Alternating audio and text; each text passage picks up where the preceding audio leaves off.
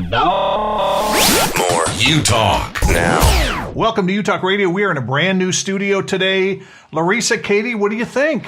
I love it. I do too. love it. It has that Utalk personal touch to it. Yeah, it because really it says does. Utalk on the Yeah, wall. everywhere you look, it says Utalk. If there was any question of where you're at. And Dr. Josh is here with us. That's right. Yeah. I mean, this is great. What a nice surprise. We normally don't get to see him in person. Like, he's always this voice on the phone. On the phone, yeah. But he's a real person. He really is.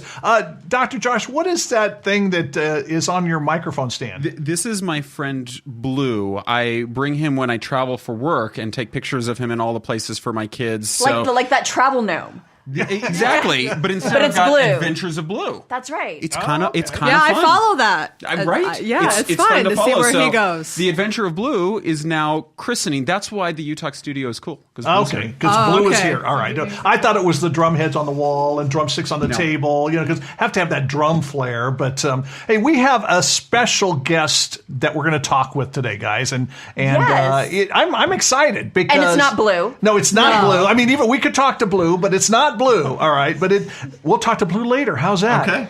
But What was it like working with Chris Pratt on Jurassic World? No, that's a different no. interview.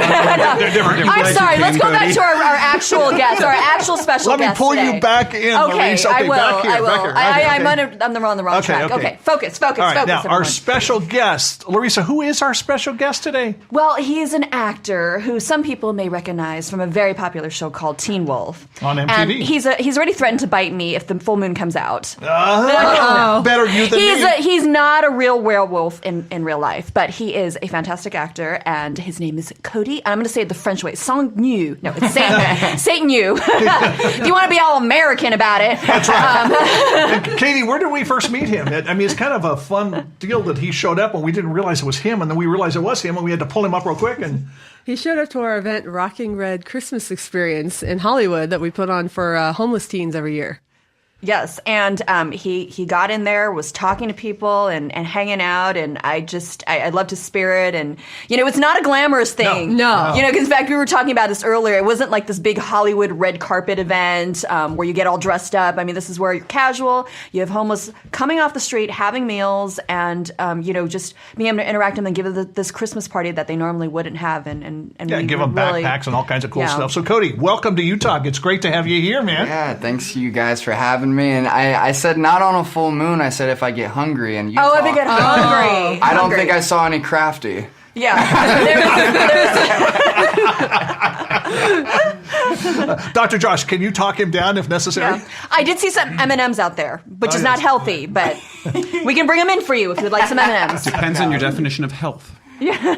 Well, no, there was some omega-3. There's some omega-3. hug a rock kind of a, kiss Yes. a tree thing there. Nuts. Exactly. And, This is radio. I'm sorry. It's not So- MTV, Right. but yeah, not a big Hollywood set. No, it was an amazing event where I met you at, and it wasn't what I expected it to be, but I'm even more happy knowing now what it was. Oh, cool.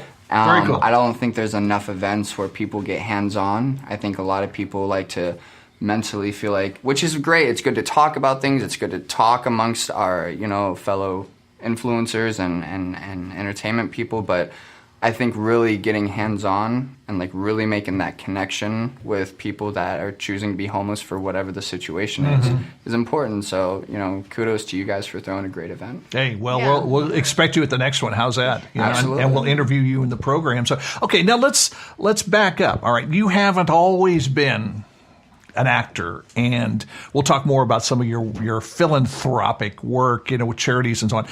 Let's back up to your childhood. What happened? I mean, you and I talked about this before, but I think people need to hear this backstory. Yeah. So It was in Ohio. Yeah, it was in Ohio, and what I like to start off and tell people first and foremost is, my story's not different. What happened to me is not like crazy. It happens to hundreds of thousands of kids and families, and so what I like to keep note on is what I chose to do with my situation. What my situation that I had to deal with was, yes, I was a street kid. Mom was addicted to drugs, so was Dad. She was a prostitute on the streets. She's homeless currently right now.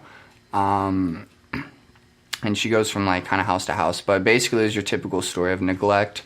I missed like kindergarten through second grade, like 90% of my schooling. So education was out. I had like 13 cavities, just a lot of neglect. And so at around the age of 9, I got put into Children's Services over at Montgomery County Children's Services in Ohio. And that saved me. And then my mom, Brenda, adopted me. And yeah, there's so many. I'm kind of like, what do you want to dive into? There's so many different places to go. That is a great start because I think, and we appreciate your willingness to share this story because, again, it's not the glamorous life, but it's part of your story. And like it's you said, it's who you are, and it's not unique necessarily just to you. But, so what was it like, for you to process that as a kid? Did you know what was going on, or was it something that it wasn't until you were older that you really realized what was going on with your life? So for me, I remember it was getting taken out of the unordinary and then living a normal, healthy life that made me realize, where I was at wasn't right.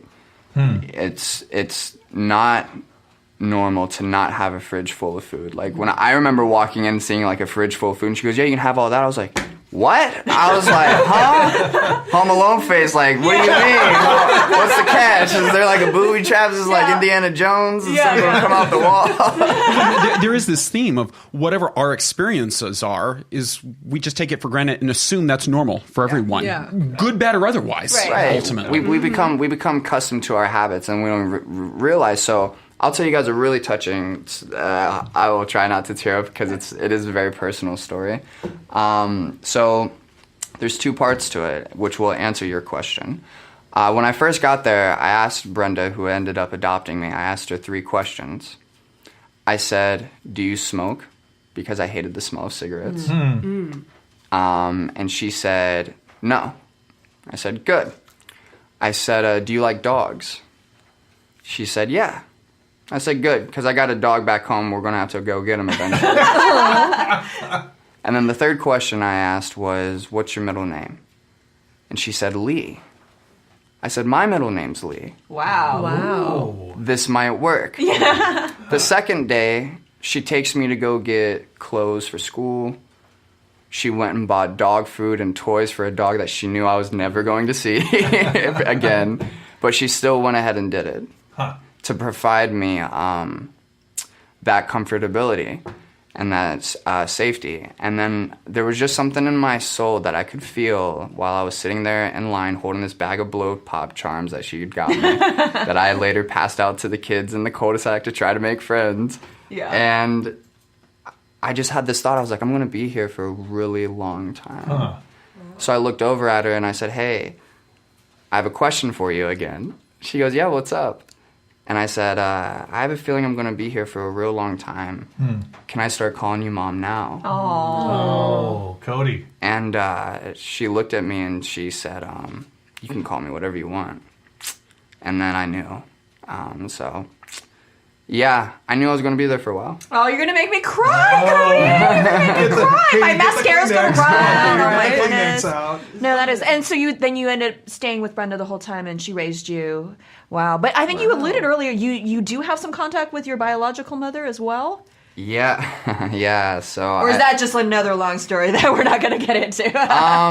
No, I mean, I saw my mom recently for the first time since I was 9. Another crazy story. So what had happened was I started singing this song, and I was working on it with a vocal coach. It's kind of a long story. Do you want to hear it? I don't know if you have time for it, though. No, you know what? We can have a second part of this conversation. Tell us the story. It's cool. Okay. Tell us. Tell us. All right, you guys open Pandora's box. Yeah. Do we need the Kleenex? No, I don't know. Maybe, I don't know. So I was working on this song, and I wasn't connecting to it. It was about, the love between a guy and a girl, and I hadn't felt the inspiration. Like, I wasn't in love with a girl or anything at the time. And my vocal coach was like, "Well, love is universal. Why don't you think of your mother?" And I was like, "Oh, that's interesting. Okay." Oh, yeah. So I did, and I wept through the song. I could barely get through it. And then I had this thought in my head. I just felt like I was just getting a message. So I said, I need to talk to her. I haven't talked to her since I was 9. Like, this just, like, woke something in me. So I called my sister, who I hadn't talked to in a minute, and I said, hey, sis, I need to talk to Mom. She goes, it's so weird that you just called. She got admitted to the hospital 2 days ago. Wow. I was like, okay, I'm getting on a flight tomorrow. So I got on a flight literally in a day and a half, and I went down there. And for me, this was my moment to show her that everything was okay. And I went there to tell her that, because I didn't know if I was going to be able to see her again. I don't know if the next time I see you, you might be in a casket. So I went there to tell her, you know, after she cried to me and we had our beautiful moment, I just remember holding her hand and just being like, I know that the family doesn't accept you, but I want you to know that I do, and that I love you so much. And you're a grown woman who's gone through more demons in this lifetime than most do in 3. And whatever you choose to do with your life, I support it. And I'm okay. It turned out okay. And your son loves you so much. And I know that you loved me. And you may not have had the things that you needed to take care of another person. But everything worked out. And I love you. You're making me cry again. I know, right? So, But that's a beautiful story. yeah, That really it's been a full circle journey. Right. It's been wild. Well, and it sounds like you've offered a lot of forgiveness, you know, in that and not harboring that bitterness when you could have easily played the victim. And can you talk a little bit more about, I guess, you know, resisting that urge to be a victim? Yeah. Well, I it's hard because, you know, in society we put so many expectations on people. Yeah. Yeah. Absolutely. I need you to make me feel happy. You make me laugh. You make me feel inspired. And so now we're putting imperfect creatures, because we were designed to be imperfect, and we're putting our hopes and our expectations and our happiness into the hands of others, which leads you down a bitter path. If I always believe that even the best people can only provide 80% of everything that you need. You will always be looking for another 20% in other people. So if you're constantly looking for that 20, you're ignoring the other 80, and then you start blaming others. Now you're a victim.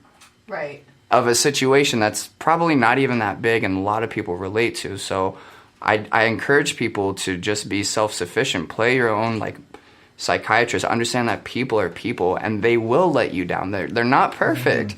And once you accept that, you're not going to be as taken back when they do. So that's my MO. Expectations are a big piece of this. One of the things that I loved that you were saying in the story with your adoptive mom, Brenda, is even the questions that you asked. These aren't the things that some people who are considering foster parenting or adoption may be considering are the most important things that make a difference in somebody's life. It was, do you like dogs? What's your middle name? I mean, things that are relational. It's human, and it's the simple little things. Going out and buying dog supplies. She let you know she heard you, she respected you. Ah, you're so right. And this is what strikes me, that I think it's a really good reminder for a lot of people, is you don't have to do massive groundbreaking or what we appear to be groundbreaking things to make a difference in people's lives. One of my favorite quotes is at least attributed to Mother Teresa. I've seen it in a few different ways, but it's, I'll probably butcher it now, but something along the lines of, we can do no great things, only small things with great love. Close. Very close. That's it. And I love it because it's, we can, all of us, no matter where we are, even when we're broken, can make a difference. Facts. Well And that's said. does that? It sounds like that's kind of what I'm hearing. Oh yeah. You're right on the money. Cody, can we keep you for another segment of the show? Yeah. We've got so many questions we want to ask.